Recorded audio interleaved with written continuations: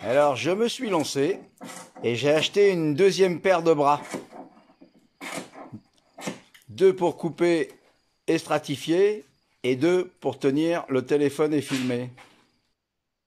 Mais non, c'est une blague. Tout le monde sait que je ne sais pas faire de polyester. Tout du moins de l'époxy puisque c'est le produit que nous avons employé. Vous ne verrez pas le copain à l'image. Il n'a pas désiré que ça se fasse et je respecte totalement sa volonté.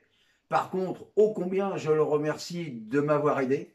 Nous avons passé une semaine exceptionnelle de camaraderie, d'amitié, d'entente différentes mais tellement complémentaires l'un de l'autre. Ça s'est super bien passé. Je pense qu'on a été relativement vite, surtout lui. Et je vous laisse donc découvrir les images de cette réparation. Après avoir découpé la pièce que nous voulions modifier, nous l'avons maintenue avec des pièces de bois collées, de manière à lui garder la forme parfaite que nous désirerions. De là, nous avons retourné la pièce, rebouché les endroits stratégiques et ensuite, cela a été enduit correctement de manière à pouvoir le poncer ensuite.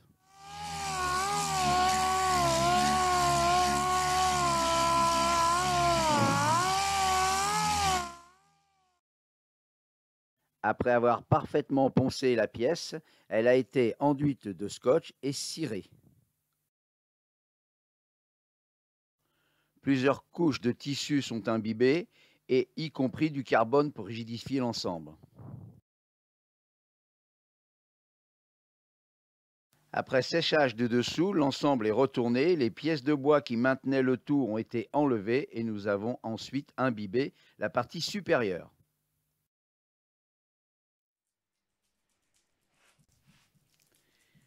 Il a été aussi mis à profit de réparer les pièces qui étaient cassées ça et là.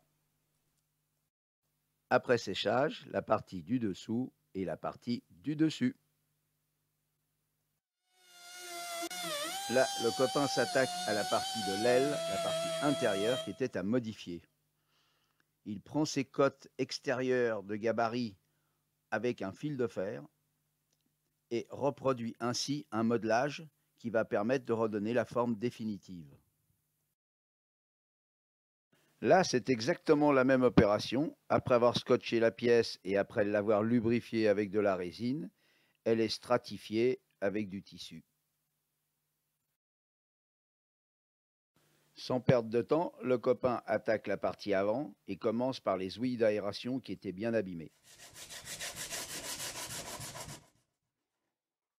Idem, stratification de l'ensemble.